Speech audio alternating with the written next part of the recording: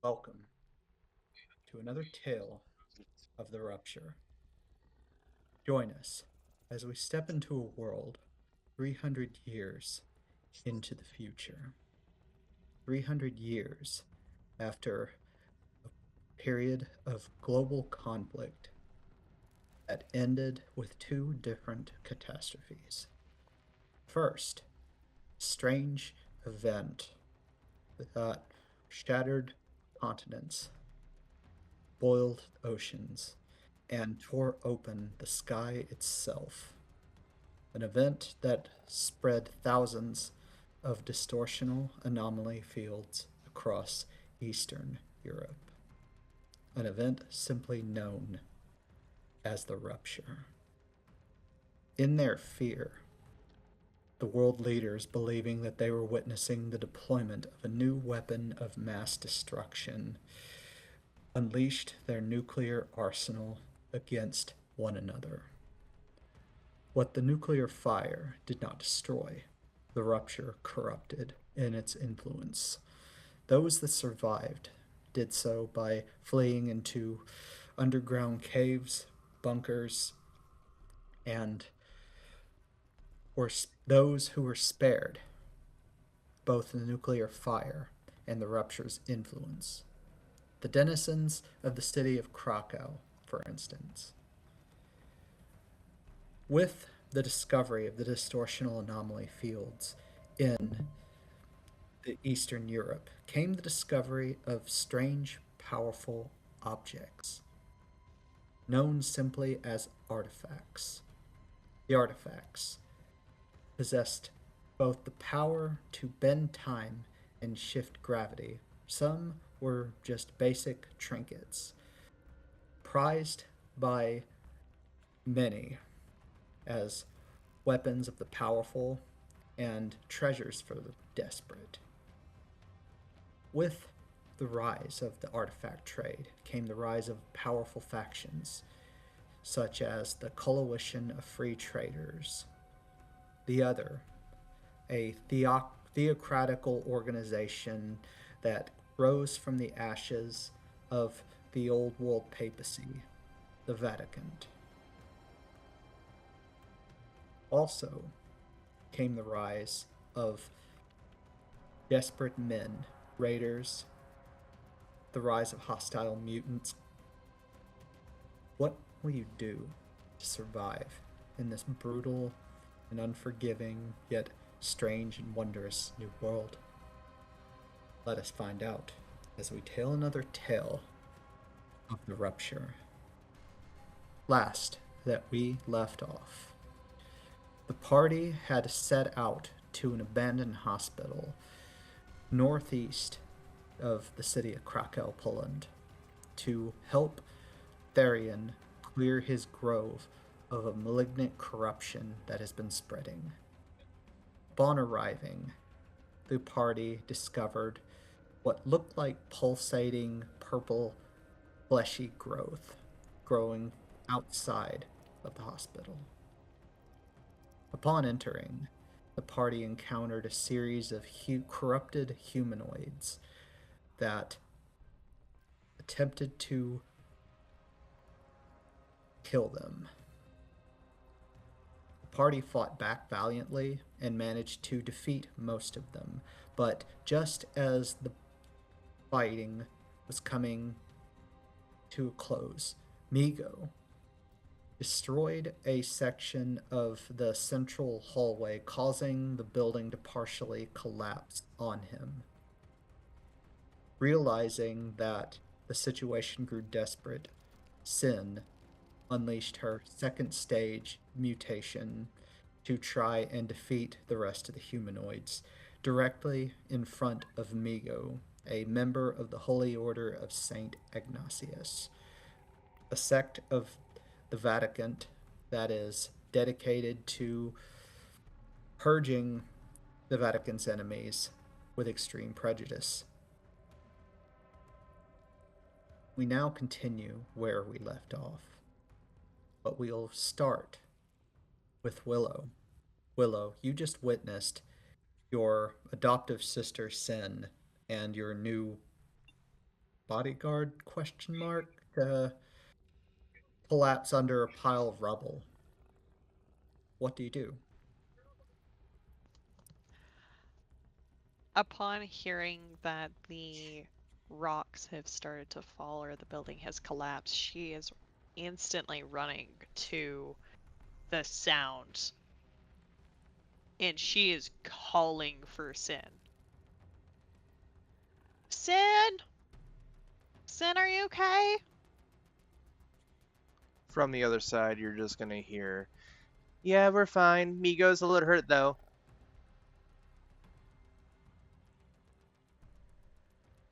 Is everyone okay?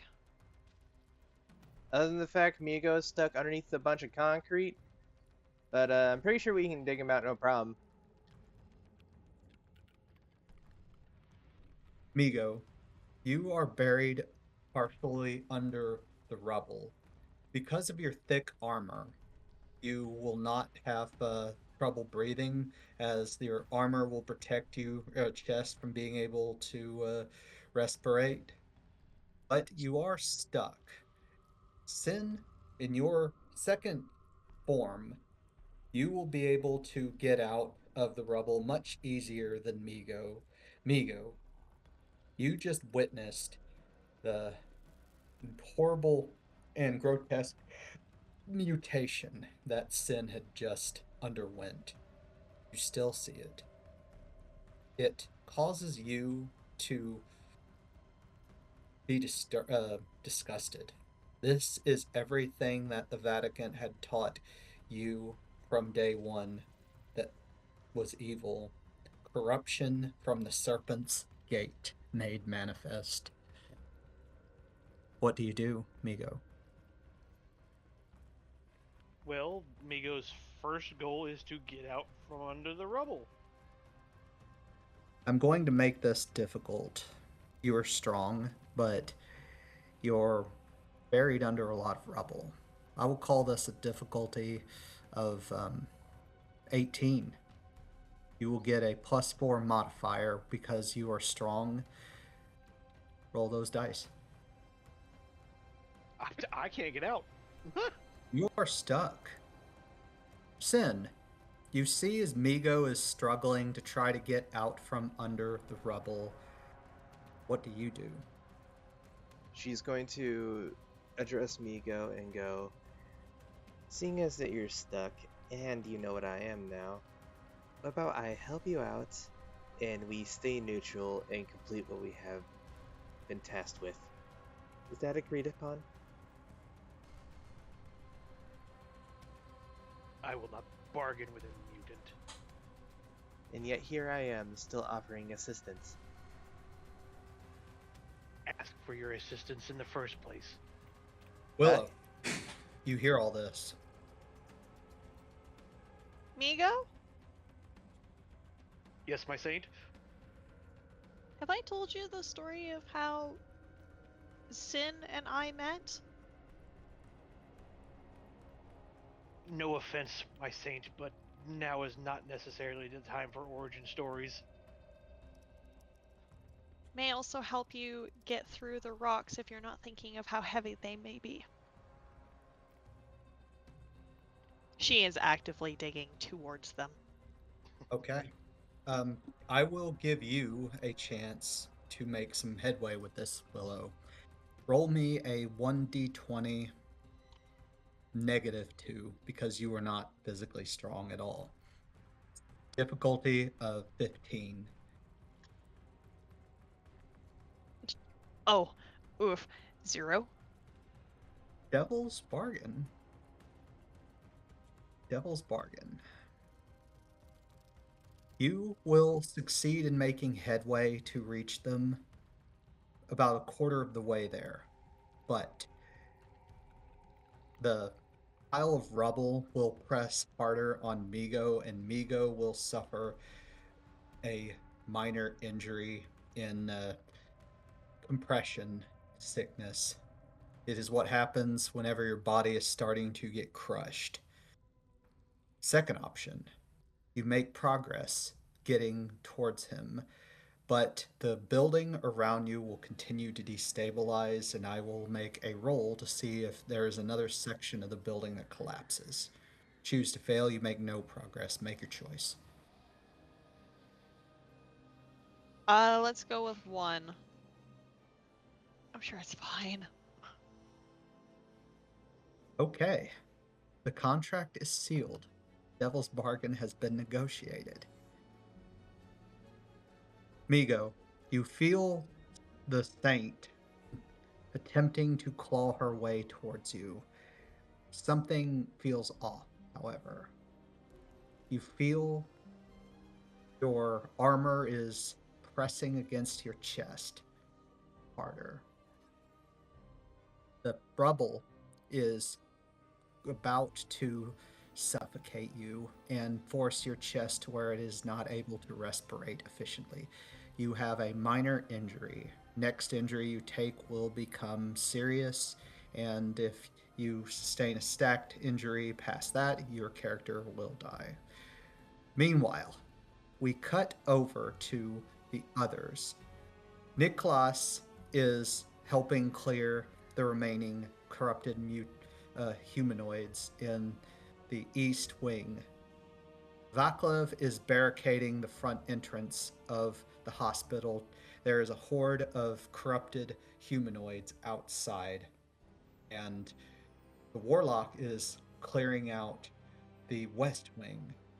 That leaves Tharian, Clems, and Syvatagor. What are you guys doing as this is all going down? Clems is gonna go see what the ruckus is about. Willow is attempting to dig past the rubble to get to Migo and Sin. Or what we need is a long ass pipe, preferably metal, or a sturdy plank to leverage this shit up. Okay. Willow is Yeah. going to look around, and she's looking. Are you still in bear form? Yeah, I never exited bear form. I am going to ask the bear to help. Just move. DM. Oh, Right. glorious reader of the story. I hear your prayers speak. That's exactly what I was wanting to do. I would like to make another attempt to escape out of the rubble myself. This time with prayer prior.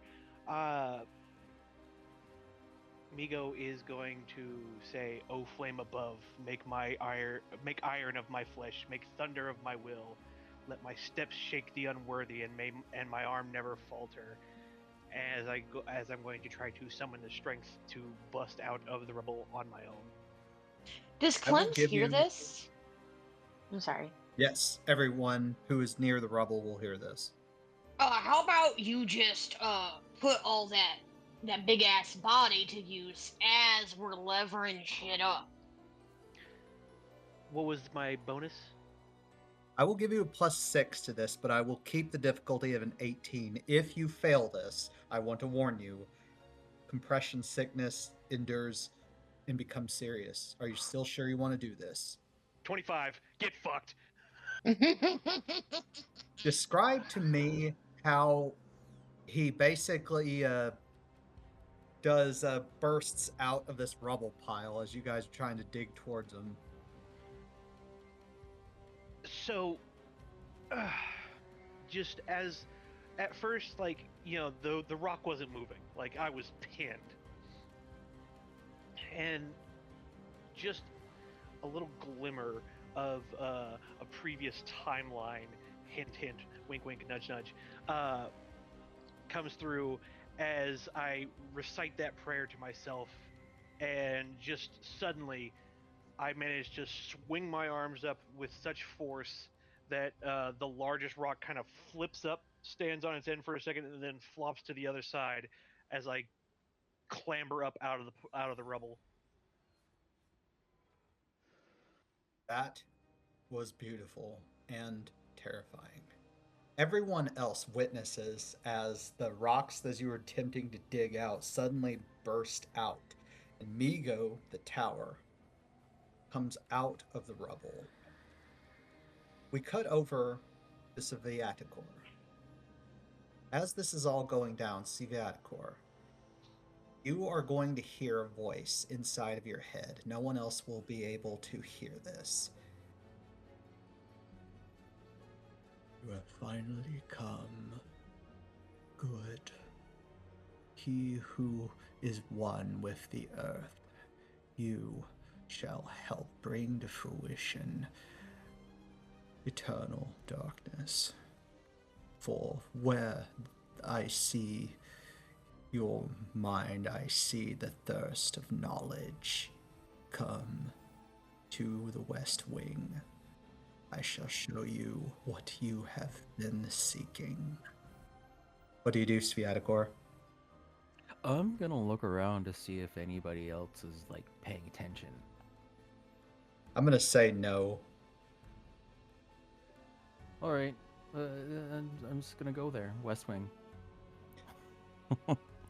Me move our screen. You come into a series of patient rooms, but eventually you see that the West Wing also served as the intensive care section of the hospital that it used to serve long before the rupture occurred.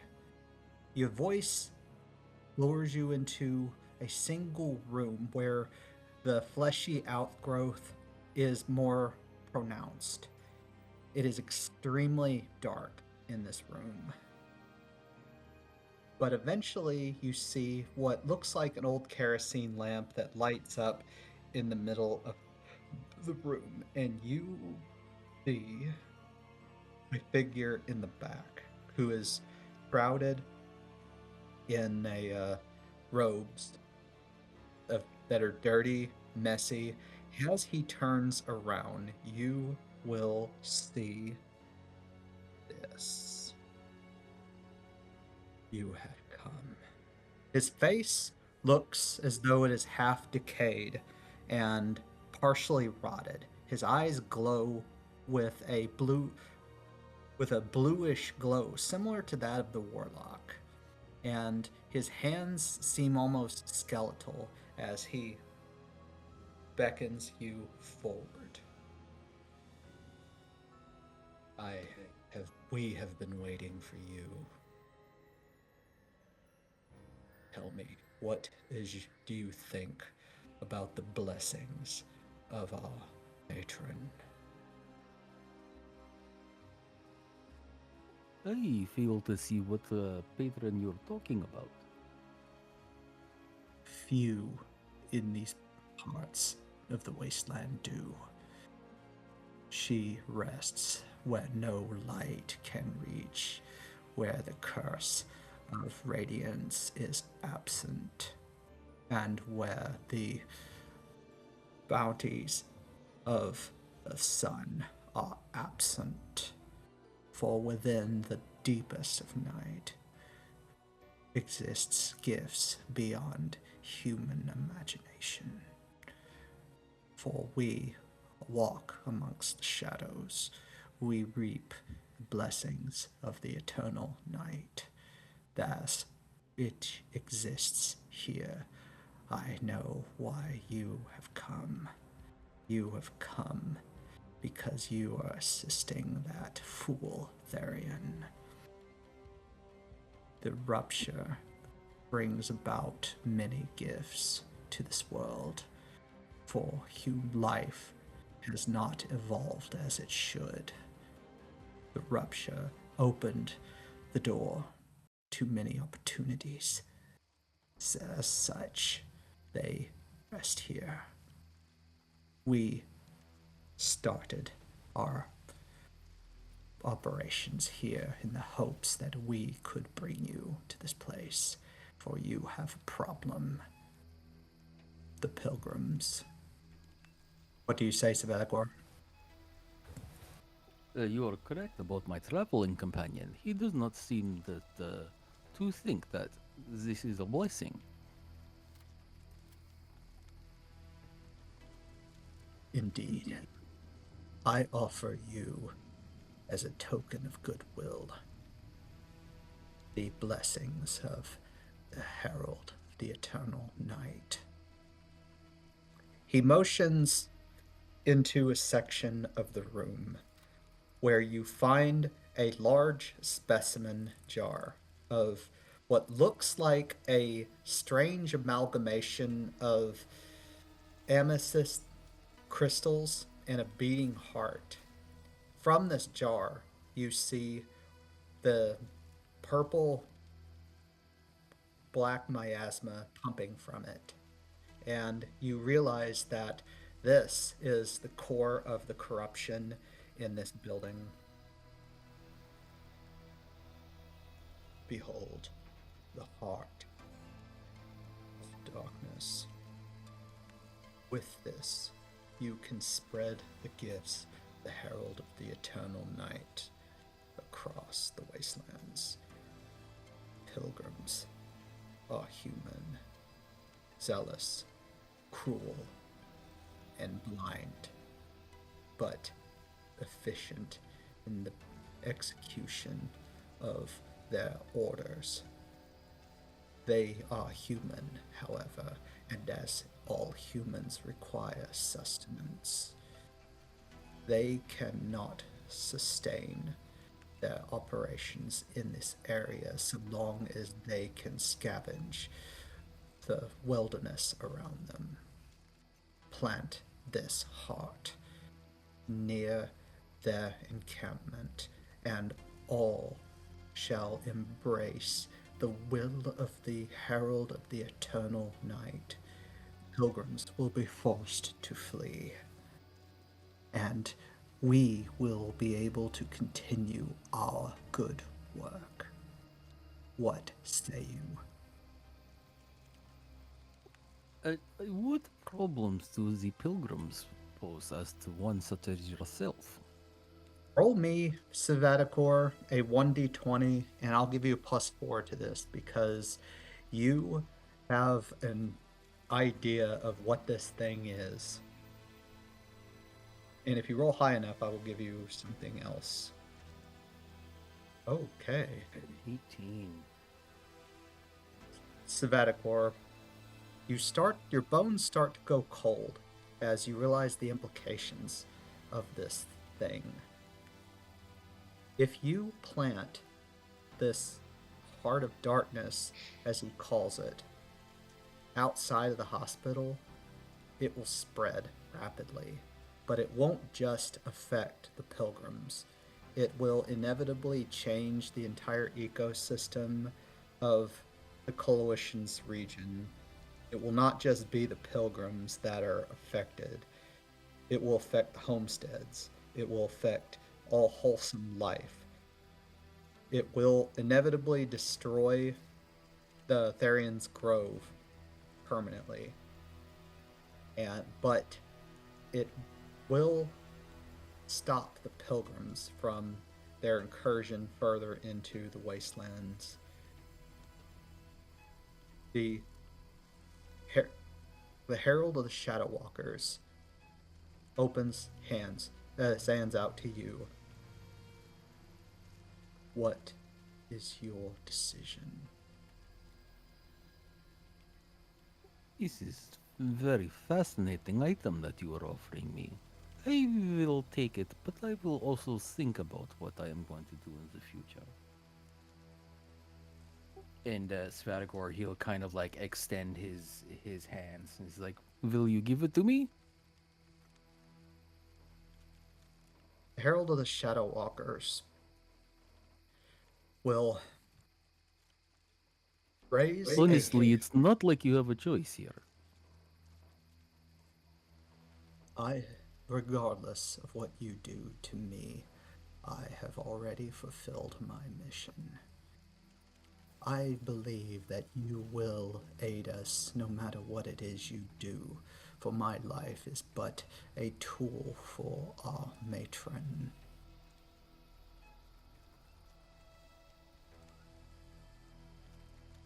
everyone else,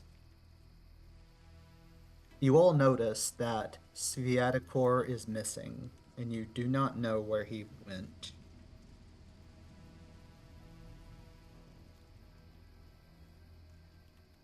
Where's the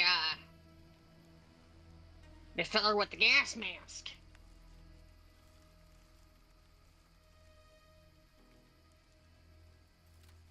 Willow's You gonna can- look around.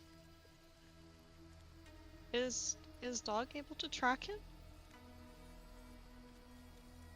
Oh, let's Sure. see. Where was he standing last?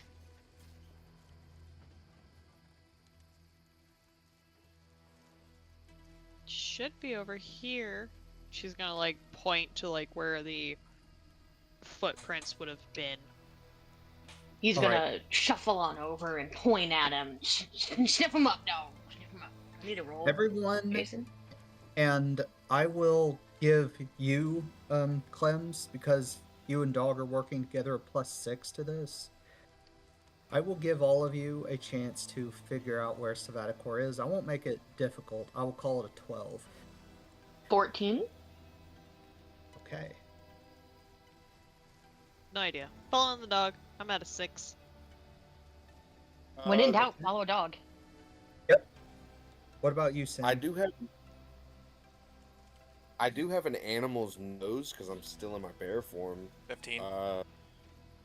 What would be a modifier for that? I will give you +4. Plus 47.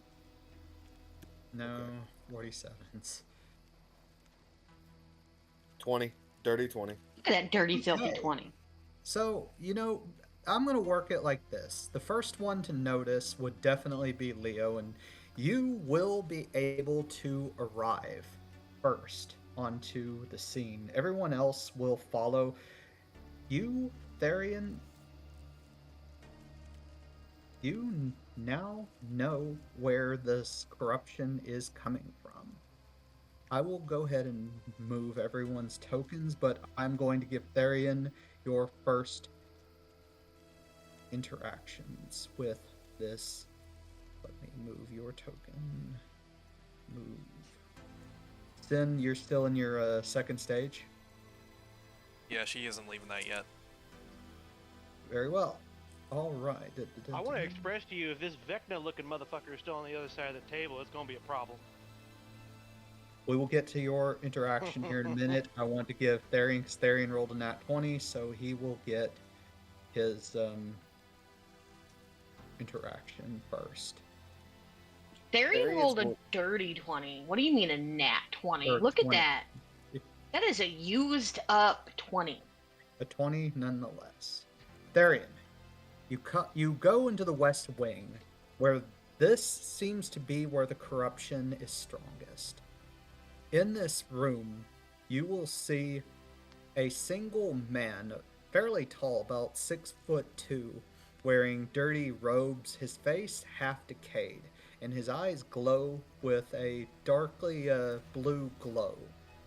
His hands almost appear skeletal, and you see in the other corner of the room a large jar which contains something that looks like a cross between a human heart and an amethyst crystal, with a purplish black miasma coming from it.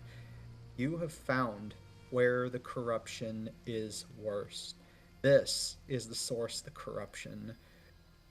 Tharian, what do you say? As Tharian enters the room, his eyes fall upon this standing corpse, and he is shook. This goes against everything he has followed his entire life. It goes against everything the Green has taught him, that, of course, the dead stay dead to feed the living. And now the dead are not dead, they're still alive. And he's going to look towards this corpse and say, "This is not right. You should not be here. You disturb the flow of balance." The standard of balance measured by mortals is not the concern of our matron. For what do such weak, pitiful beings know of what should be? For I answer only to the herald of the eternal night. This is her blessings. The rupture opened the opportunity for this world to change for the better. Before you kill me, I would address all of you to know this. We know the Pilgrims are a threat to this place. I offer you a solution. Plant this heart outside of their camp. The land will be touched by the blessing of our matron. They will be forced to retreat back, and the wastelands shall be one with the darkness. Destroy it, and you will have to confront the Pilgrims yourself. Your blessing is a sickness upon the lands.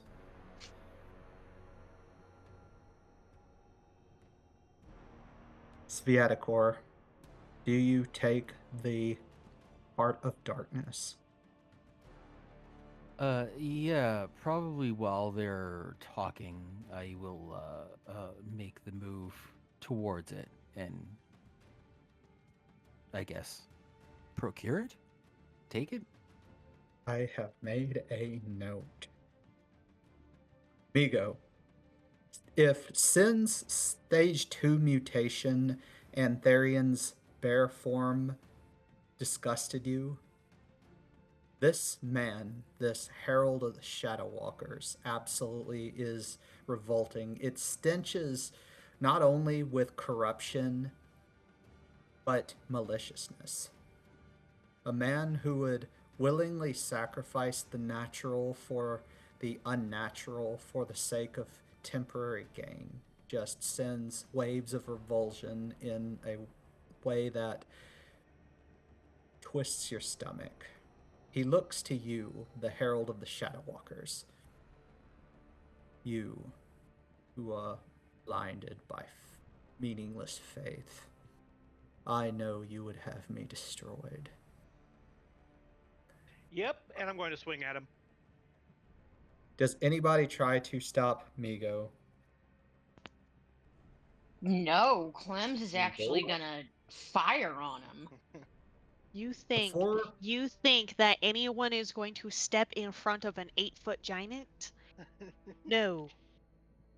before you get your swing down, the Herald of the Shadow Walkers will simply extend his hands, and you will hear him say before the flail falls, "For the glory and the rise of the eternal night." Tell me how you splat him. Oh, just repeatedly.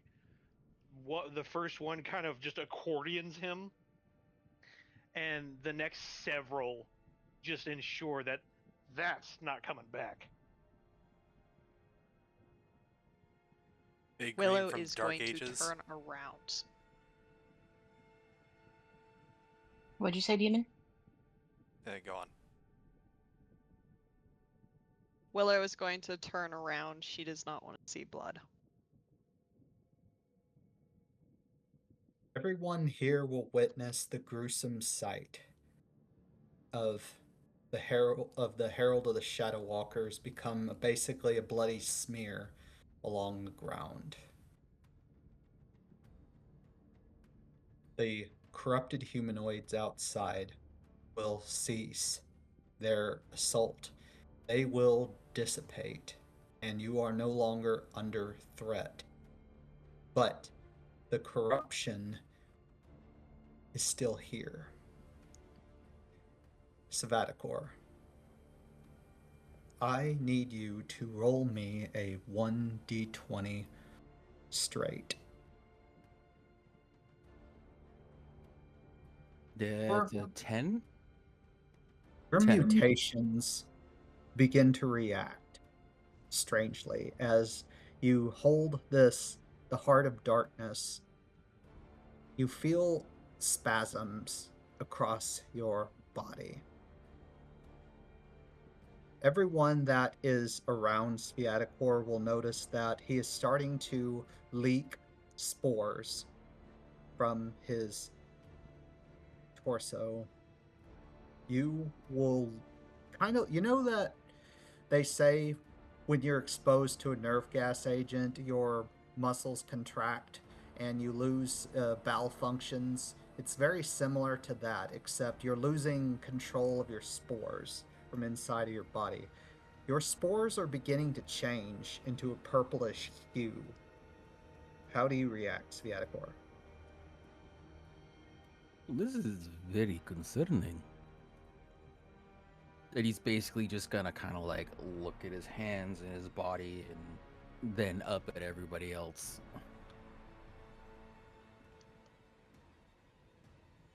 Willow is taking 2 steps back.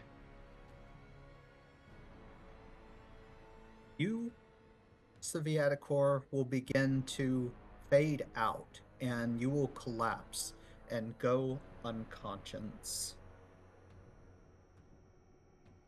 Everything goes black. You feel yourself falling amongst yourself, as it is though you are free swimming in midair in the darkest of night, until you hear a voice. From within the darkness, I grant my blessings. You will be offered a choice. Become my new herald, and I will give you knowledge from beyond. Refuse, and stick with superficial gains, and I will be your worst nightmare. For the mortal flesh is weak, but it basked in darkness. They shall come like to a beautiful life, as many have already. You will become more than human. You will become a Shadow Walker. Do you accept my blessing? Well, it doesn't sound like you're giving me much of a choice. Just want to clarify, you do have a choice. Mechanically, how this is going to work, Syvatagor. You accept and you will gain what I call the Shadow Walker mutation. You will be able to sneak easier. You will be able to move with a +4 modifier, and you will gain the ability to semi-mend with shadows. Will be at a negative modifier for a +4 to do anything in the daylight. You refused, and you will be plagued with, you will receive a temporary minor mental trauma, and you will be able to get no boons or benefits from it, but you will still be able to study the Heart of Darkness and learn what surface knowledge you can. What do you do? Well, I do need all the help that I can get. Perhaps I can take you up on this offer.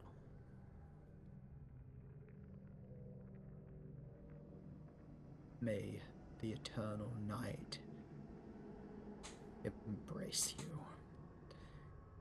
You feel spasms breaking off and across your body, as almost as though boiling oil has been injected forcefully. Your muscles begin to contract and constrict. Your feet feel more sensitive. Your hearing becomes sharper. But every single ray of light feels excruciating. You come to, and suddenly you rise.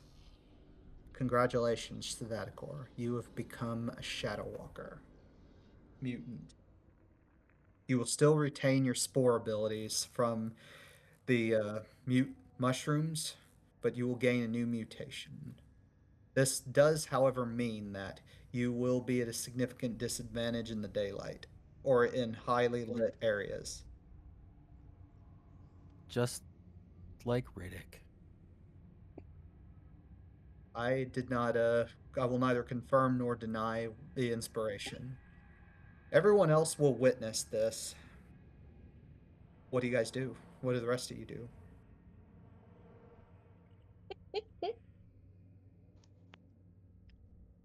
Probably the moment that they fall to the ground, Willow is probably right next to him, trying to figure out what happened. Tharian is going to say to Willow, be careful not to touch him. We do not wish for the spores to spread. Migo is going to take a quick look around at his associates and currently do a mutant head count. Because there's a talking bear that wasn't here before. That one's doing something. And now I don't know if Syvatagor has anything, particularly mutant about him in appearance right now, but at this point, it's safe to say that even the two gay lovers are, in on this whole mutant business. I would like to say that Willow is not touching Syvatagor, but is just looking her over to make sure that there is no blood, bones, etc. As far as you can tell, I won't even make you roll for this. Svadikor seems perfectly normal now that he's awakened. You do, however, notice that did his arms, legs, did he become more muscular just now? It's hard to tell with the mask and the cloak that he's wearing, but you could swear that his body changed slightly. If Val the and change is drastic enough for Migo to notice, mutant. Willow, the moment that she notices that taller, bigger, 2 steps back and behind Sin. Nope. Spiaticor, I will need one more roll from you, and I'm going to give you a +6 to this because you accepted the gift from the Herald of the Eternal Night. Roll me a 1d20 +6. Difficulty value is a mystery. Okay, good. Good. Very What good. was that roll? 21. There we go. Vaticor, Good roll. you notice that the heart of darkness that you have procured moves and pumps at your will. By accepting the blessings of the Herald of the Eternal Night, you are able to manipulate the corruption in this hospital at will. You can even stop it outright altogether, if you will it so. This means that you could save Tharian's Grove, and you can still continue to study it and learn its properties. Or you can even will it to spread further, eventually destroying the entire ecosystem around the wastelands, affecting the homesteads, and affecting even Krakow itself. You have an item of potentially dangerous portent. What do you do now that you have this newfound knowledge?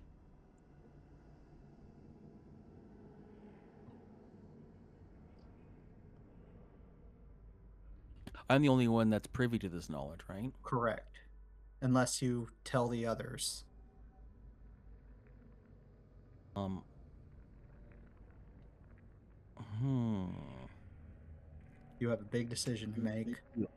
Don't be a spore loser. I believe that once now that we have this heart of darkness in our possession, if we remove it from the hospital, the corruption should recede.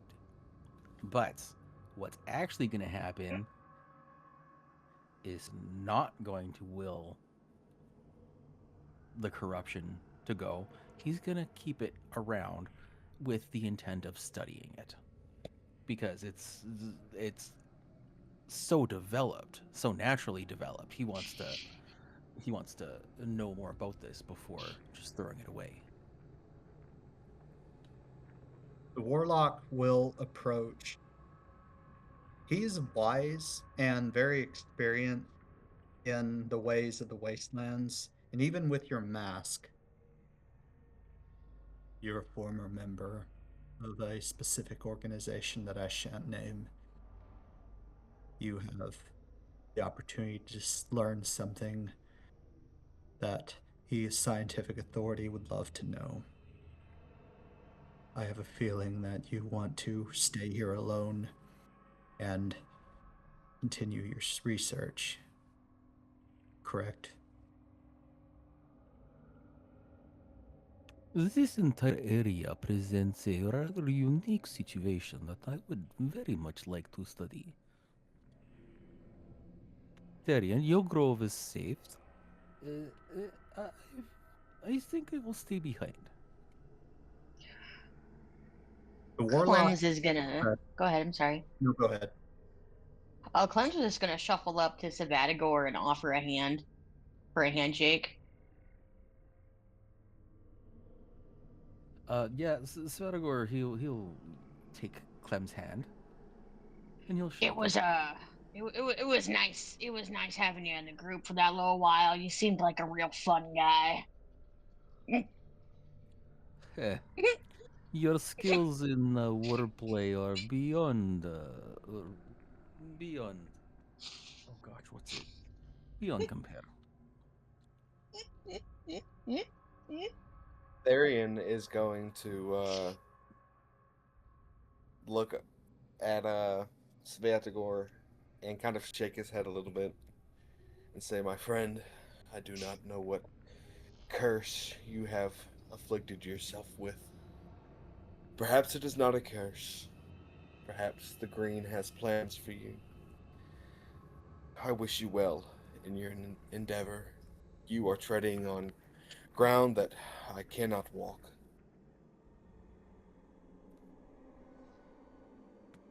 Would he be aware of what just happened between Syvatagor and?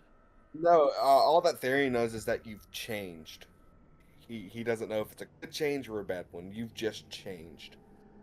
Yes, well, do not fret, my friend, and I am sure that this is not the last that we will be seeing of each other. Sin, do you have any parting words to share with Sviatogor before parting ways? It's a shame that you're staying here, but thank you for allowing us to use your gas station to recover. Come, Willow, we have a task to complete. No, 1 second, please.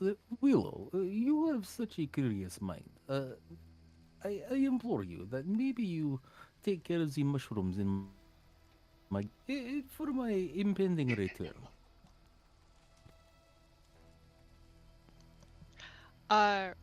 Willow with like slight kind of teary eye. She probably didn't really hear much of anything that happened. And she is just going to like give Syvatagor a hug. It's icky Cool.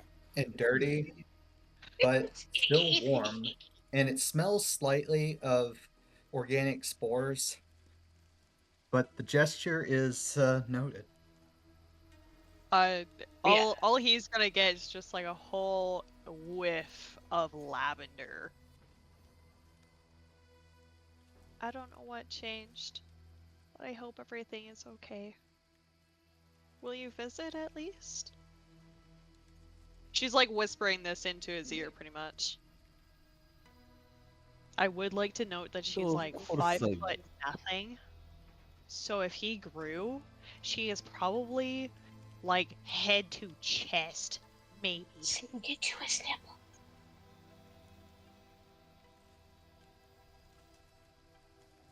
Oh, please, do not fret, little one. I will definitely be coming to visit. After all, it is my gas station lab. She'll offer like a half smile. I hope This to is see you not a around. permanent move. I hope to see you around at least. Let's try to keep care of your mushrooms. I'll try not to kill them. We take our caps off to you, sir. She'll release Me- you from the hug and take a step back. Migo, have a minor injury. There are a lot of very powerful mutants here. You know what, if this was any other situation, you do. But if you have anything parting words for this mutant, you do know that Syvatagor had taken upon a great burden to save Tharian's grove.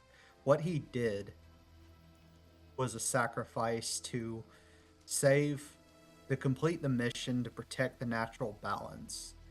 Sometimes the wastelands calls us to make sacrifices that normal people would never comprehend. Something you could respect, seeing as you completed the rites of Iron Benediction. With that, do you have anything that you wish to say to Syvatagor before parting ways? Migo will not say a word. Instead, whenever Syvatagor just happens to glance over across the room at Migo, Migo's just going to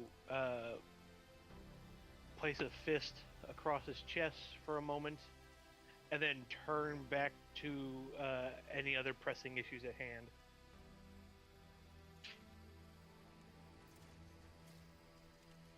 As we're having this heavy parting farewell moment and the friendly question mark gesture from Migo, you guys hear the door behind you suddenly collapse and a single figure struggle and fall into the middle room. Guys, I got here as quick as I could. What? Wait. What? Everyone's okay? Boy, you almost got shot. Oh, I just wanted to say those things stopped banging at the outside. I think we are saved. Mission accomplished, right? Well, Are you Nico. telling me that you were not useless for once? Oh, I never considered myself useless. I have contributed in my own ways. I barricaded the door as best as I could. Val, let's go. Okay, let's go. As Nick starts dragging Val out. All right, everyone. You've completed your mission to save Tharian's grove. As you guys, is there any last interactions, anything that you do here in this room or in the hospital with Syvatagor before parting and heading to your next destination? If no one does, Willow absolutely is going to. Going once, going twice. Willow, what are you going to do? Because he is Mushroom Man, she knows that this is obvious fungi. Hey, before you leave, do you know what these spores are? That is what I intend to find out. Do you mind if I collect some? By all means. Do you think that's safe to touch? I have no idea. Syvatagor, I will go ahead and let's say taking these spores outside, you can control and manipulate them at will here, but for someone like her to take them and to, if incorrectly, handle them could be dangerous. I won't even make you roll for that knowledge.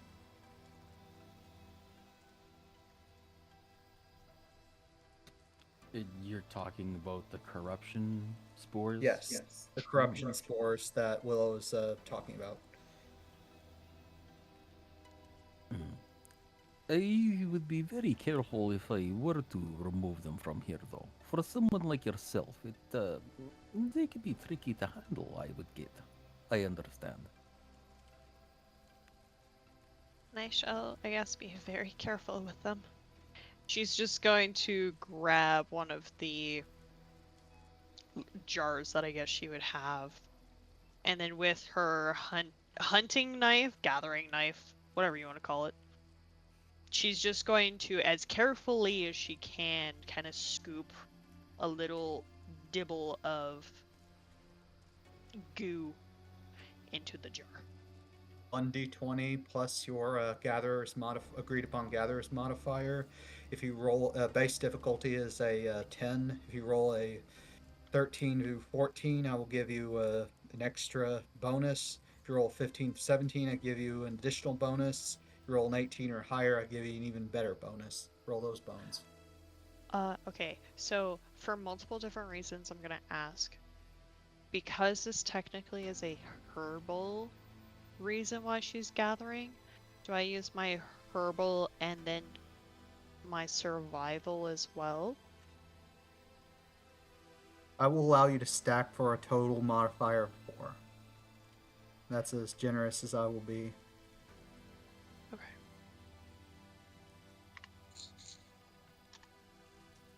Ten. It's tough. You are not familiar with these spores, but as you try to gather them, they quickly dissipate away. Maybe Syvatagor doesn't. Once you leave the proximity of Syvatagor, they begin to dissipate. Maybe it's because you're just not familiar with this type of fauna or flora, or flora fauna. Maybe it's just because it's not meant to be, but you cannot gather any samples.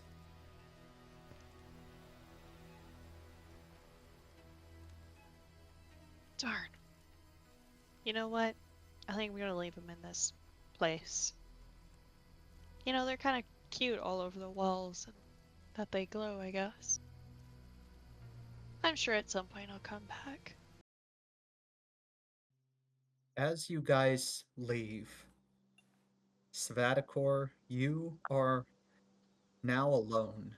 As you begin perusing the hospital, there is a lot of lab equipment, even more lab equipment than you had in your gas station to keep you occupied.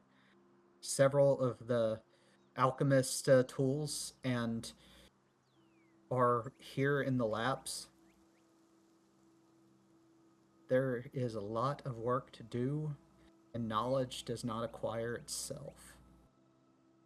What goes on in Syvatagor's mind as he peruses this newfound lab and his new purpose as a shadow walker? Oh, the shiny toys.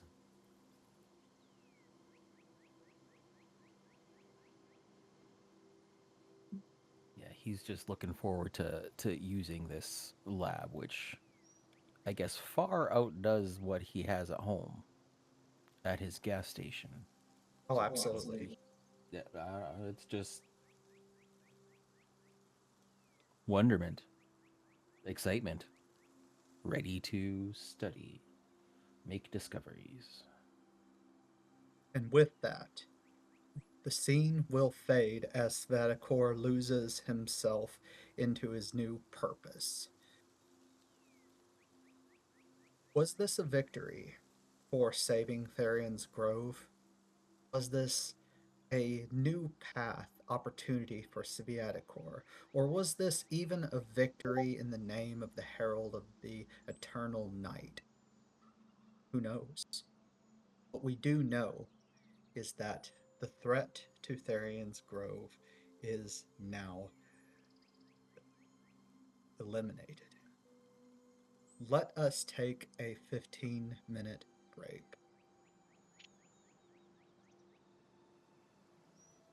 As the party begins to leave the corrupted hospital.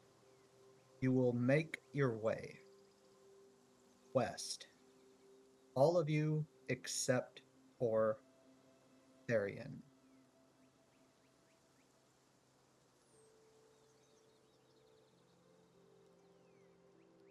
Tharian.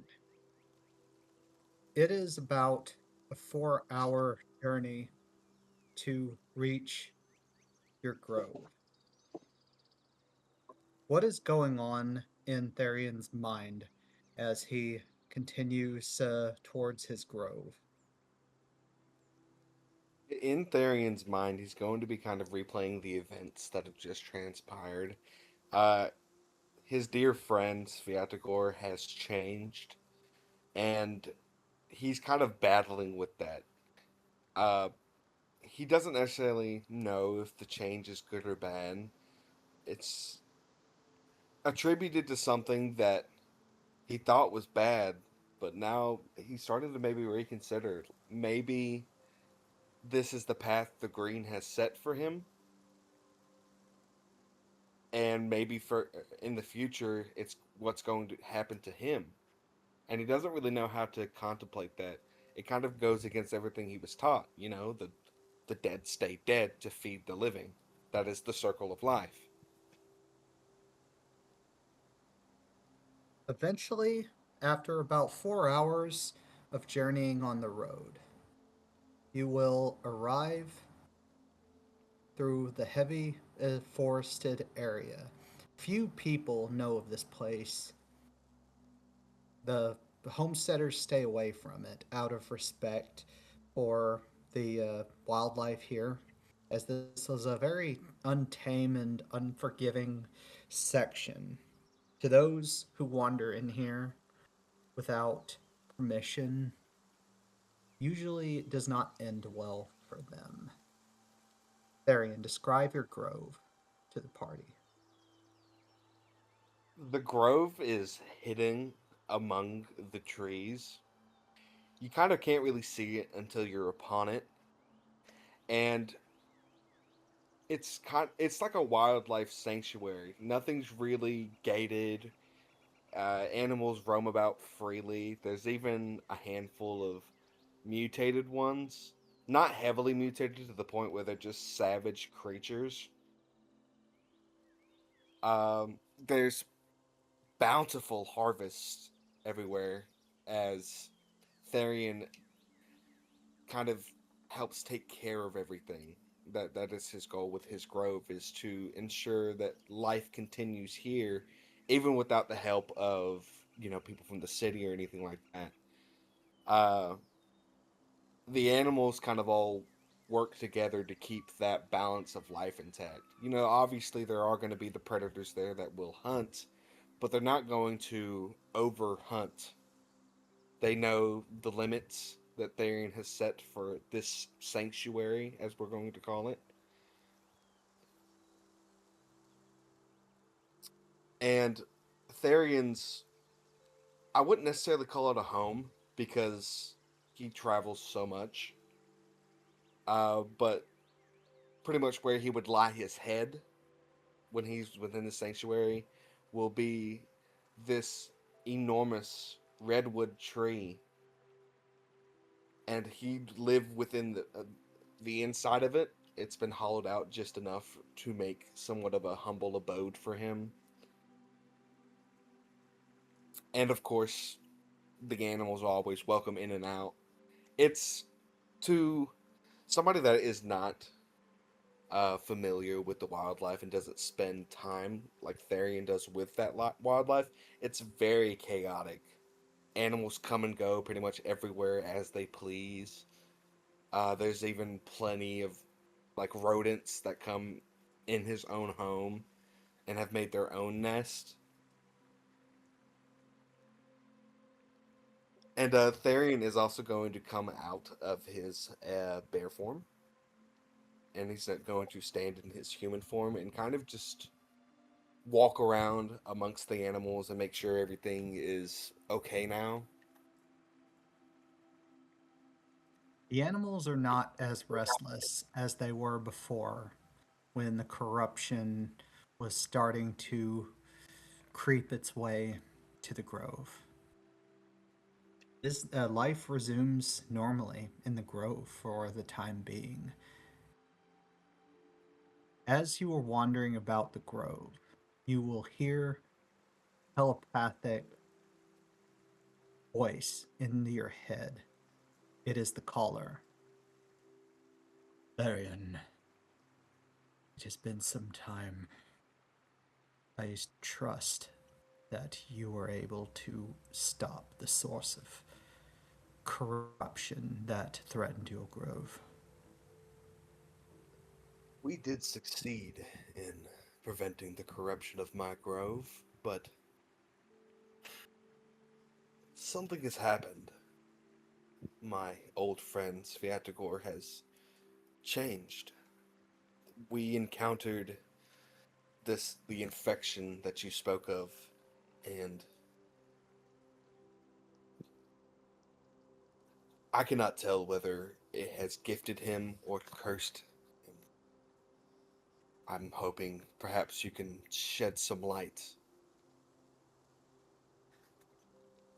Fruits from beyond the rupture are not such a simple matter. I view these powers as but a tool, and like any tool that can be used for good or evil, the matter is where the purple's hearts lie. If he would use the abilities from beyond the rupture to aid in our fellow man, I see no fault in it. Like a man that discovers a gold mine, he could be plagued greed, or he can use the bounty of the gold mine to aid his fellow man. The rupture is but change in motion, change so fast that none can cope, especially us, or what we once were, I should say. Or is not very similar to nature itself, change, evolution in motion. What you value, Tharian, is predictable change, is the change at the rate in which you are familiar. But the rupture's influence does not operate on our expectations or our hopes. It is simply there, and we must learn to work with it. What do you say? See now the wisdom in what you say. You are indeed correct. Nature is chaotic, and it changes to fit the world it is set in.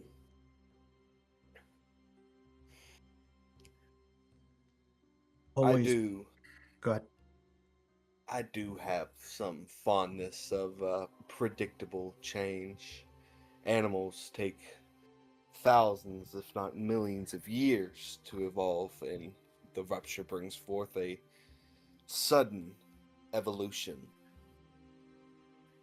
And I will admit I do still find it somewhat alarming, but hearing your words, I see the beauty in it now. The green can spread like never before, and perhaps the world can heal faster. And with this, I will leave you with a warning. The powers from beyond the rupture, while useful, they are other entities that drive it. Entities that do not abide by the rules of our world. Those entities have a desire and a drive to spread their influence, not out of sheer malevolence, but because it is built into their nature. They do not view us as the enemy. They simply view us as insects infesting space they need. Never forget to be cautious of the powers from beyond the rupture and who is driving the force behind that power. I will be in touch soon, but I will ask, please assist the others. The Pilgrims, I believe they are referred to. They are a threat. If left unchecked, they will intrude upon your grove. They will see you, all of us, as heretics and sinners that need to be purged. I abhor violence. I do not condone it, but I fear these men will offer little recourse. Go now, and may you always be in control of the powers from beyond. And with that, the caller will sever the telepathic link. What do you do while you're here in the grove? How much time do you spend here? I'm going to spend a couple hours. I'm going to gather some food, stuff that won't easily perish. On my journey back to they went to the gas station, so I'm heading back to the gas station and bringing fresh food with me. I'm also going to find what's it called? The leader of the wolf pack, because, like I said, I have many animals that live within this sanctuary, and I'm going to call him to me, and I will tell him I'm going to be away for some time. I trust that you and your pack will do steady patrols within the sanctuary. And should you find anything alarming, send a raven to me. They will find me. The alpha wolf does not speak out loud, but he communicates with a solemn nod.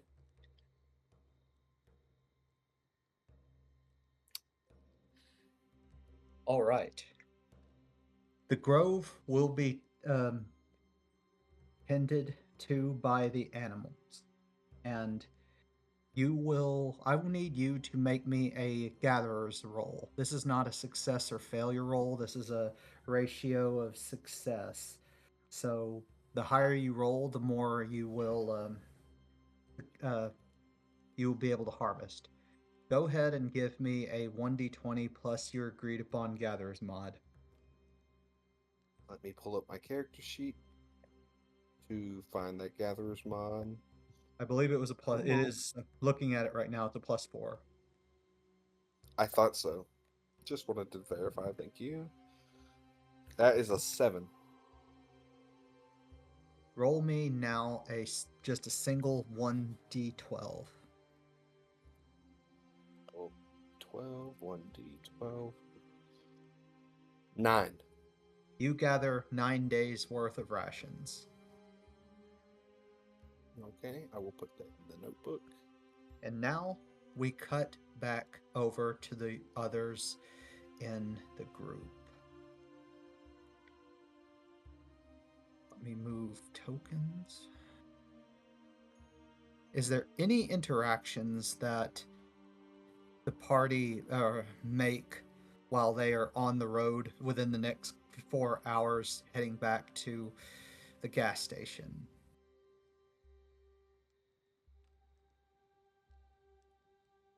I will say Clemens is keeping a real close eye on Migo.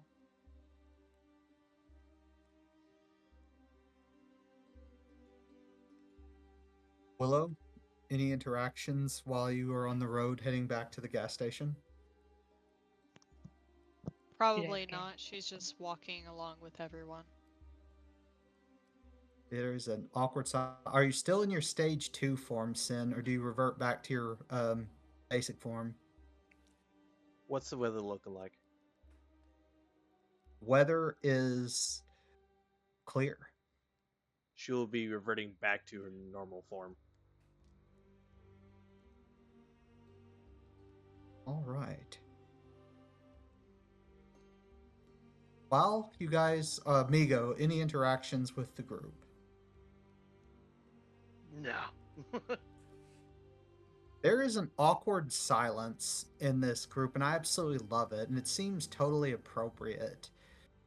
Migo, who's been taught by the Vatican that people who embrace the corruption coming from the Serpent's Gate are evil, you've just witnessed multiple people embrace this corruption openly and flaunt it openly.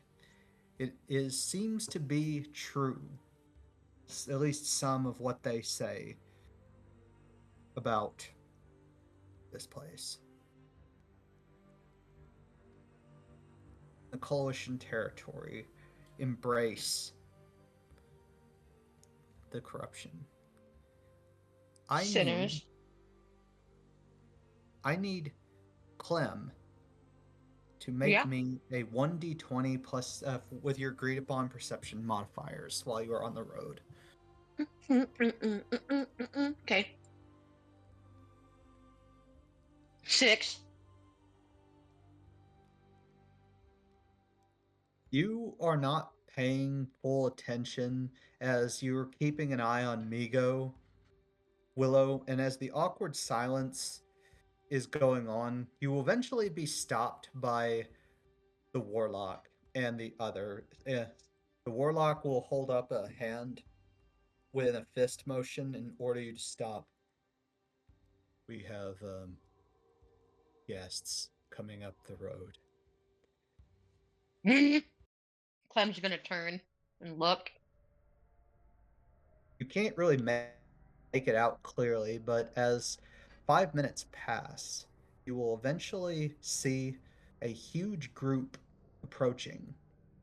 It's very rare, Clems, that you see a party this large along the road.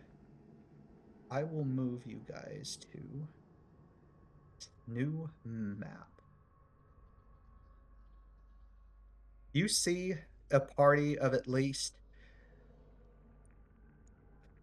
40 men wearing decked out with decent looking armor, vests made from various scrap metal, and all of them carrying what look like pre-war guns. They are surrounding a group of downtrodden civilians, men and women, who some of them appear to have basic mutations. But it's the man in the front of this party that sticks out the most. You will see, he is a very tall, muscular, blonde gentleman with sunglasses and a pump action shotgun uh, in a sling underneath him. You see a look of genuine disgust from the warlock, who is usually very stoic and doesn't express emotions lightly. He will whisper over to you, Clem, no sudden movements. I don't trust these guys. You see the. Go ahead. As somebody who is often out of doors, would I recognize any of these people? None. In fact, it's because you are mainly kept to the wilderness, you will not recognize who this is at all. The only person in the party who seems to know anything about who this guy is the warlock. Speak He up, will kid. approach. The man in the lead will approach you, and he has a smile on his face, and he speaks with a very strange accent. It's a American accent. as an, which is very distinct and very rare for this part of the world. Hey, what do we have here? It's good to see you guys. Well, I didn't expect that we would run into a lot of travelers on this. Oh, Orly. Hello, Barnham. Oh, isn't that any way to greet an old friend, brother? I didn't think you would be escorting a rough group like this around when there's a lot of other caravans that are transporting more valuable goods. Let me guess. Committee sent you on a special mission? The warlock remains silent and he keeps his weapon at the low ready, but his hand away from the trigger. And might we have here? He looks to you, Clem. Name's Barnham. It's good to see you. Okay, first of all, son, do not fucking greet me like we are friends. I don't know you. I don't know your mama. I don't know your daddy. Oh, All I I get know it. is we are off to go do some shit, and you guys can just go along your merry way. Oh, I get it. Respectfully. You were one of those cantankerous old guys that's seen it all, done it all, witnessed the horrors of the wasteland firsthand. Are That's you cool. stereotyping me? I'm just calling it for what it is, sir. Migo Son, quite literally does not stop walking. Son, if you want to start calling it like it is, then you're gonna hear some unpleasant truths about yourself. I recognize that you got a group. I recognize that you are also going and doing something, and I welcome you to continue down this fucking way. Migo, before I allow you to continue further, do you try to push your way past these men or just go around them? Do any of them get in my way? They won't get in your way, but they will carry all of their weapons. I will stress to you, there's a lot of them. I can only put, let's see, 12 on the map, but for every 12 represents 4 of these men. There are 48 of these men here, and they are all very well armed. Shit I don't give. I am walking straight down the road. The men will part ways and let you through, surprisingly. Whoa, that guy's a member of the Vatican. Orly, you got yourself in quite an interesting group of clientele. I'm not on a job. Doing this as a favor. Well, I'm not one to judge. Let me get. And he approaches you, Sin. And who do we have here? I'm Barnham. It's good to meet you, ma'am. That gun's gonna come up just like a little bit, Jason. Well, hello. The name's Sin. Sin. That's a cool name. The men will notice that you are raising your gun, and Just a little bit, just halfway to a low ready.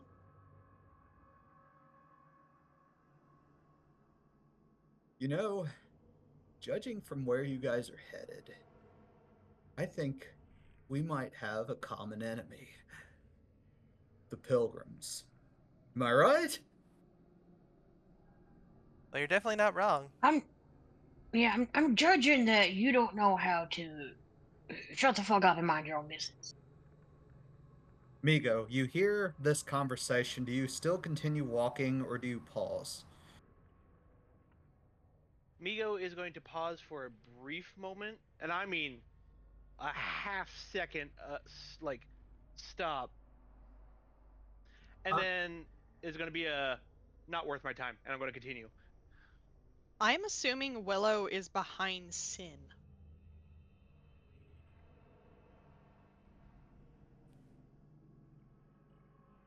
Well, judging by his response, I would say I'm not wrong. That's good, because I think that we could help each other out. Here's the upshot. The Pilgrims, there are a lot of them.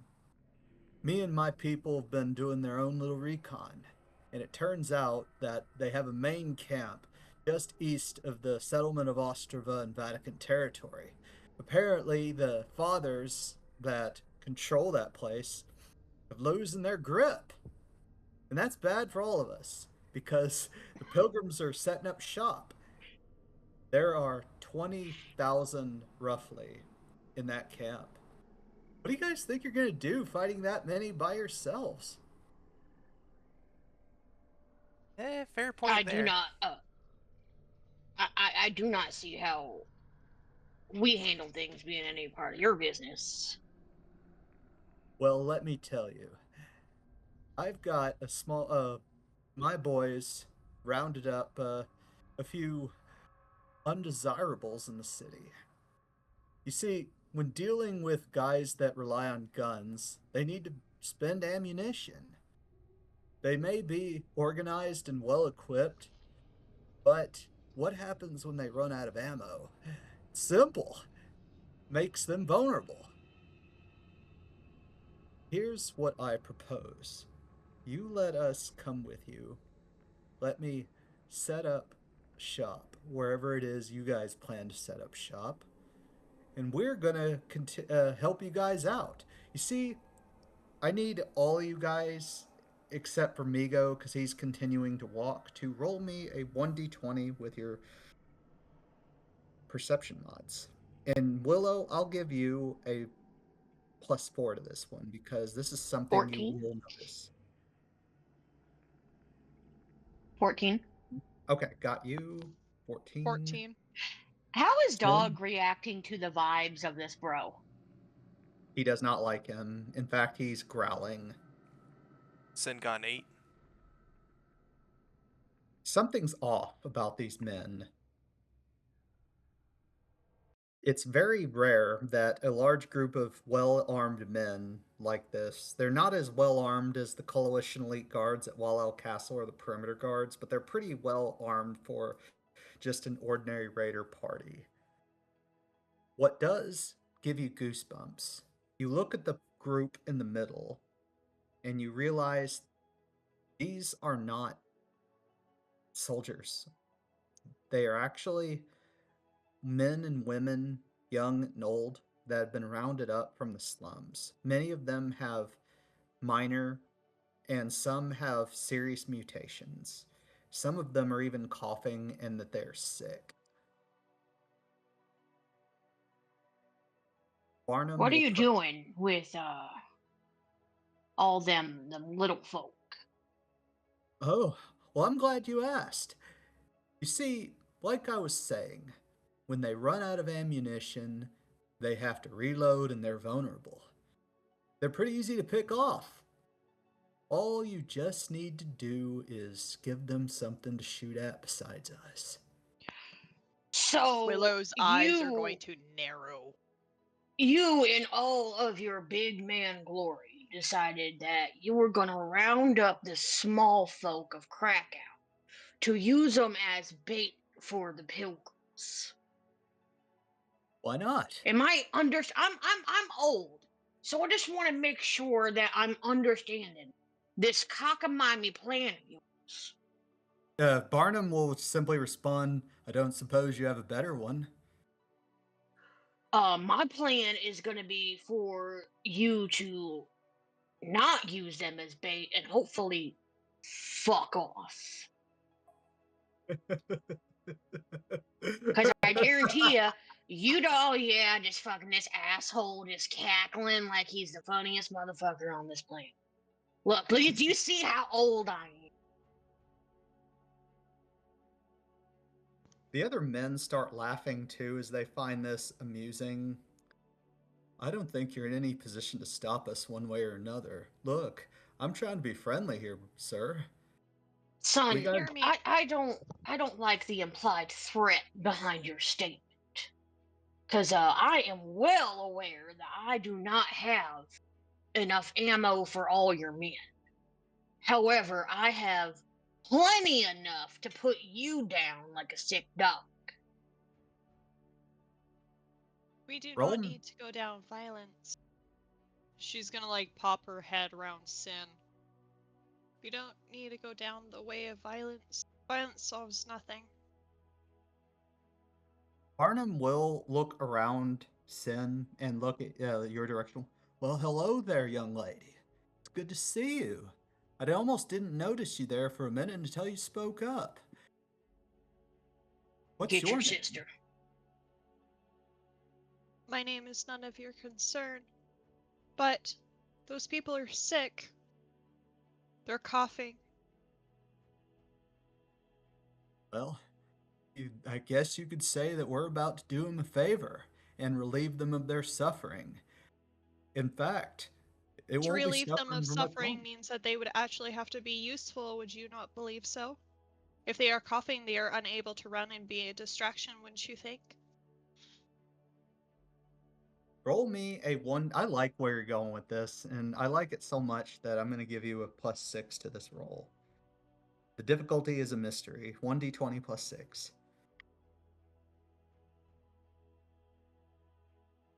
15. You hear one of Barnum's men perk up, who also speaks with an American accent. Hey, boss, you've got a point. I mean, we made a bet that 20 script that 15 of them die before they get within 800 yards, but what happens if they can't run that far? You're going to lose script. You know, you got a point. No point in sending them out into the field if they can't get close enough to their front lines before they all get shot down. What do you suggest we do with them, young lady? My suggestion would for them to be, let's say, healthier than where they are. But here's the deal. They become healthy and you let them go. We can use fire and other means for distractions. Let them We go. can use so many other things as distractions. You do not need people as distractions.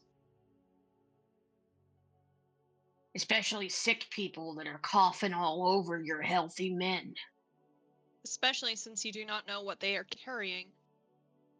You know the epidemic that has been wiping out towns to the north, I would assume. How do you know that these people aren't from those towns? Barnum's men instinctively start stepping away from the civilians at the very mention of it. Barnum picks up on this immediately. You know, it's funny. I did think it was a little strange that the members of the trade committee that green lighted our plan were eager to get rid of them. I mean, I Oh, know gee, that I wonder why. I admit that it was kind of a pain in the neck to round these guys up, but committee don't seem to be too concerned about it. If anything, I thought we were doing them a favor. They weren't serving any real purpose beyond stinking up the place, and what better purpose to serve than to sacrifice to protect the coalition, huh? Every life is worth saving. Every life.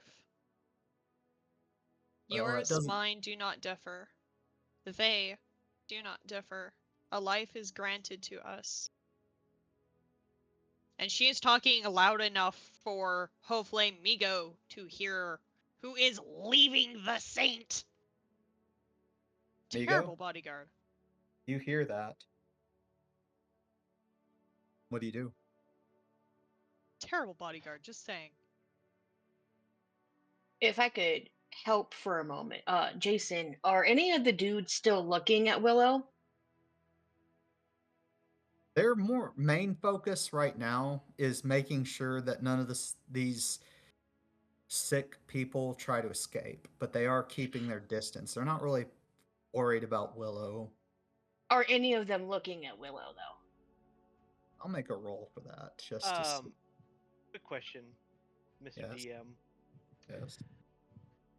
Is it like just cold enough to see your breath by any chance? This is Poland after all. Interesting question. I'll say sure. Why not? Okay, so from just like to the other side of the bridge, Migo is just going to stop his shield's going to drop down to his side, and you're just going to see a puff of hot breath rise out of his helmet as he turns around and starts to make his way directly back. You will notice 12 of Barnum's men are looking at Willow's direction. Willow is an attractive young lady, and these are burly men who are, don't see a pretty looking woman very often. I'm gonna need Willow- you, fine gentlemen, and he's gonna raise his voice, to stop eye fucking this young blonde lady right here. Willow Easy, is yeah. paying no mind, and she is going to dig in her pouch for a cloth to put over her mouth and nose and start walking over to the ladies and the other mutants. They will take a step back and allow you to approach. Okay, we'll allow you to take a look at them. Just no funny business and don't try to let them escape. We'll let them You go. think for a minute that I'm going to be able to do anything. I'm just a doctor more than anything else. And amongst all of your men, you already have one that's sick. Do you not hear the labored breathing in the back? And she is just going to look to the one guy towards the back, who is very obviously looking towards Willow.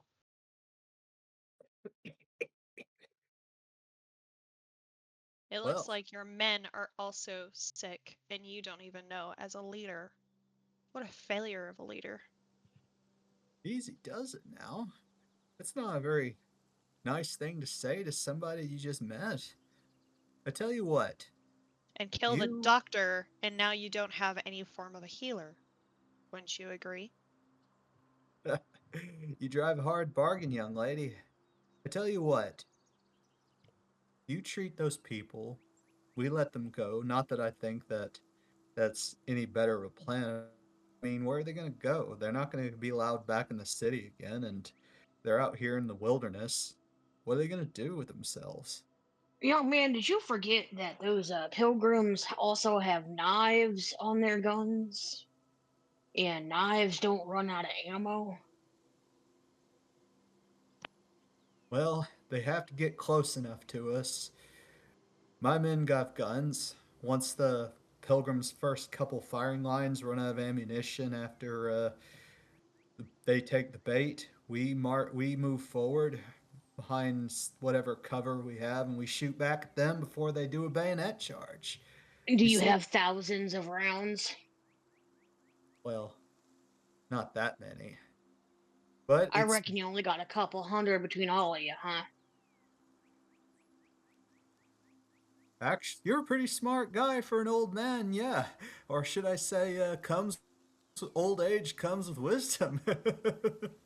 You don't live to my age being fucking stupid. Now, what the fuck are you gonna do when you expend those couple hundred rounds and you still got several thousand mobile fucking pilgrims with knife guns? Well, I'm gonna tell you, don't even answer that question. I'm gonna tell you. You're gonna fucking die.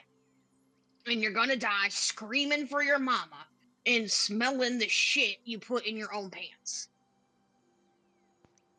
Migo? She's just gonna look over her shoulder. Would you be so kind as to be able to sort the men over there? And she's just gonna point over to a little hill. See which ones are healthy and which ones are not. I don't believe violence is how God would believe us deal with this.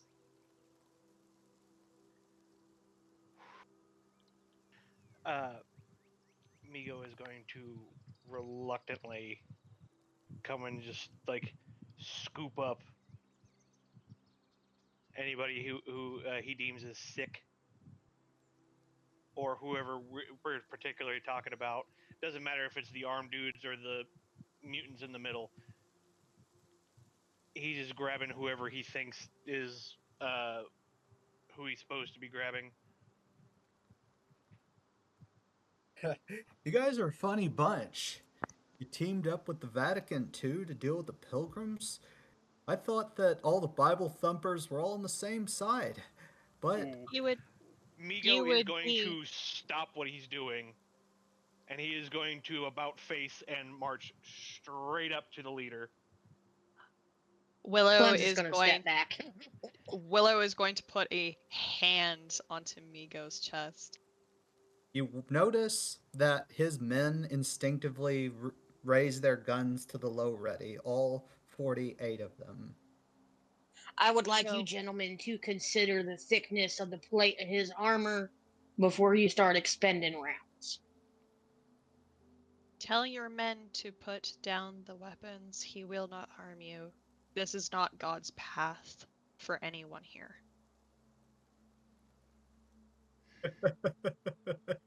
Barnum just laughs in spite of this. You're a pretty big guy. It's impressive. You know, I Do think we not got tempt them. him. Oh, I'm just trying to be friendly. After all, we're both men of fortune to some degree. I Insult say, my faith again, little man, and there isn't a bullet in the waist that will stop me from splitting your skull in two. To be fair, young man, I have seen the big fellow reduce a man to a fine pink smear across the ground. Him going after you is gonna be a lot like a big ass wolf killing a rat. You have heard the tales of what happened in Krakow, I would assume. I would not suggest to poke a bear unarmed. You may think that Inadequately bullets, armed, sweetheart. Inadequately armed. like the bullets are going to do anything, we have seen what bullets do to him. They ricochet. They hit the men that fired them. I do not suggest. Not only that, but it will kill all of you. Barnum I will might kill a motion. couple just because you're wasting my time, sir. Enough. She is Barnum, going to grab. She's not very concerned at this point. She knows for a fact that likelihood of the leader going to fucking kill her is very unlikely. May I? As she reaches for him. Barnum, the leader, Yeah. by all means. There's no need to be upset about anything. He motions for his men to lower their guns. We are after a common enemy, and there's no point in us fighting over it or getting upset about things. I can tell that your shoulders are lifting. You are lying. Please go over to your men, the ones that are sick. I can tell that your skin is not the right shade. Roll me Yeah, a you kind of 1. look like you're infectious. Roll me a 1d20 Willow +4. Difficulty of 15. 8. Devil's bargain. Devil's bargain. Oh no. He will comply, but he will see past the ruse, and it will trigger, and he will become more suspicious of your intentions later on. Option 2. My intentions. The hell are my intentions? To take him out on a nice dinner. What are you talking about? No, I'm good. Your intentions as far as helping the civilians. He will basically grow more suspicious of you. Fair. Option 2.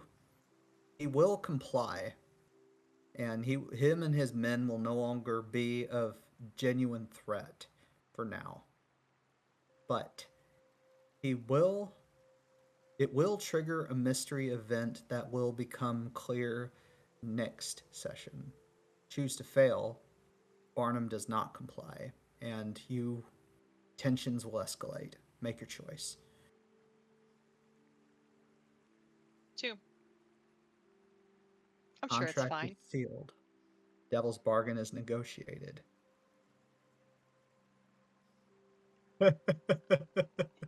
All right, you win. I won't insult you guys any longer. You can take a gander at my men and these people, the guests of ours.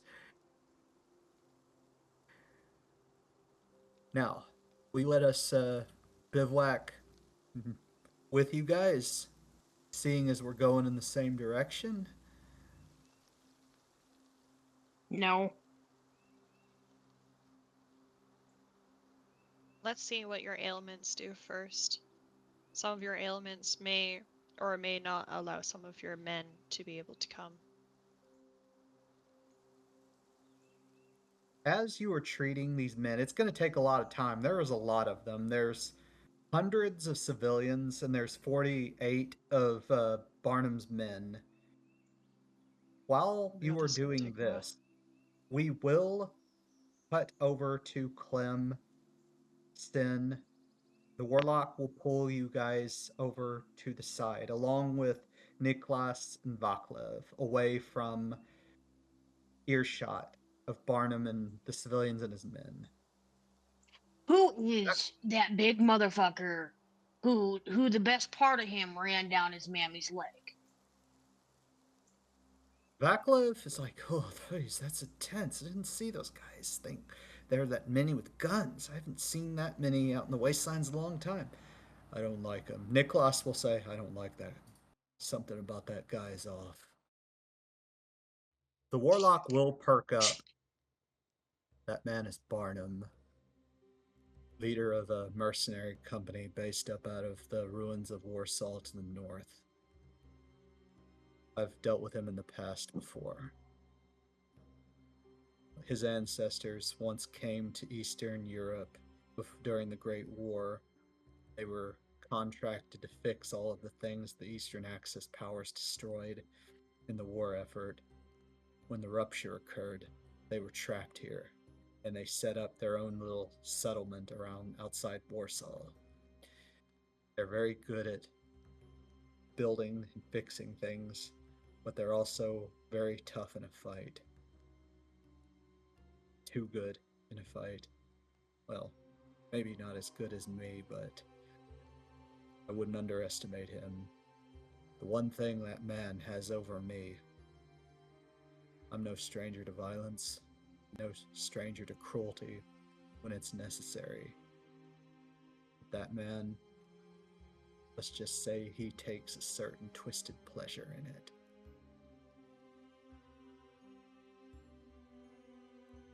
How loyal are these men to this Barnham fella? Very, very loyal.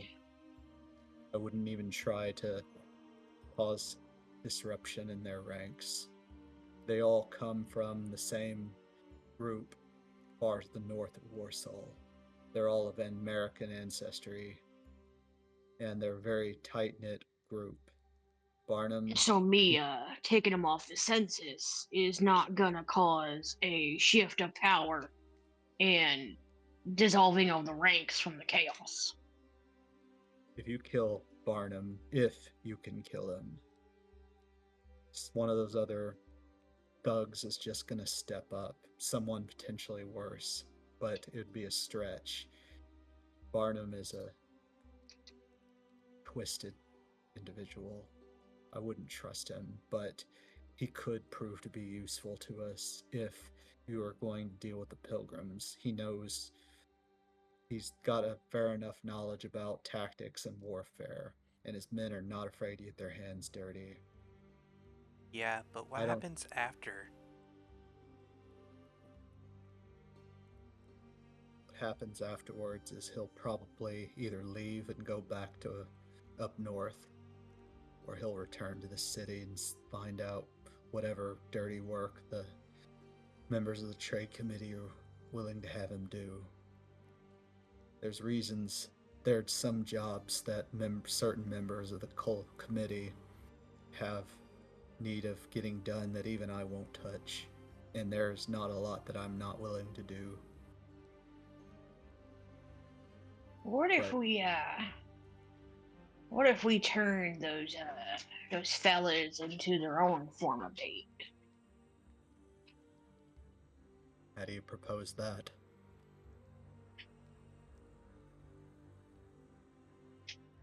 Well, if I recall, I was captured briefly by those pointy-headed fellas. I remember. Who's to say I don't go wandering back? And who's to say that I don't tell them about the numbers and the location? You think that you're going to plant false information that they're up against a force larger than their... Absolutely not. I'm going to tell them the exact truth, the number, the location, and the weapon. I figure Pilgrims come in, there's a scuffle. Those Pilgrims are going to just sweep over this fucking group. They don't got enough ammo to kill all of them. So we get rid of this group, we limit our Pilgrim numbers at the same time, and y'all scamper away to safety. Because quite frankly, I don't trust a man that finds so much so funny out here in this fucking world. I agree. Ivor McGilson, my adoptive father, didn't teach me to take pleasure in violence, but to not be afraid to use it when necessary. Some men... I'm gonna need you to show that old man some respect and refer to him as your father. Good man. The warlock will ignore the topic, no matter. We can do that. It might even buy us some time and at least stop the Pilgrims from advancing any further into the region. I think that we should be careful around these men, but not write them off. I have a feeling Barnham's not going to just leave us to our own devices, but I wouldn't trust him either. I got my ways. And then he's gonna reach out to pull Sin a little bit closer by the arm. You got your listening ears on, sweetheart? Yes. Alright. I'm gonna need you to get Blondie on the same page. Okay. I am your daddy. I get bad when the sun goes down. And sometimes I get to wandering.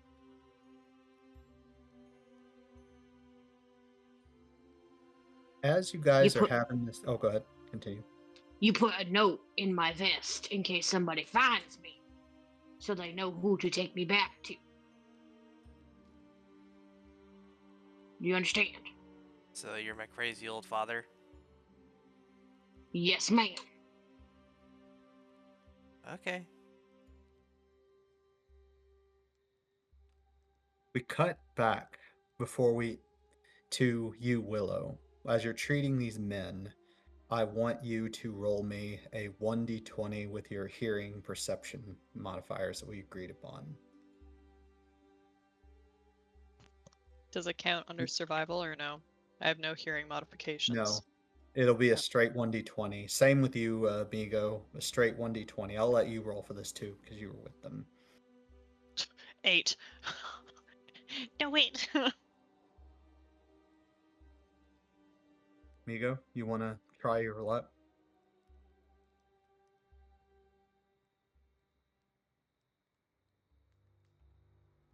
As Bapho strikes again. As you are standing guarding Willow, you begin to feel as though she's really going to need your help. As you hear some of the whispers among these men, one of them particularly catches your attention. She's really pretty, isn't she? Yeah. Oh, God. And that is where we are going to end today's session.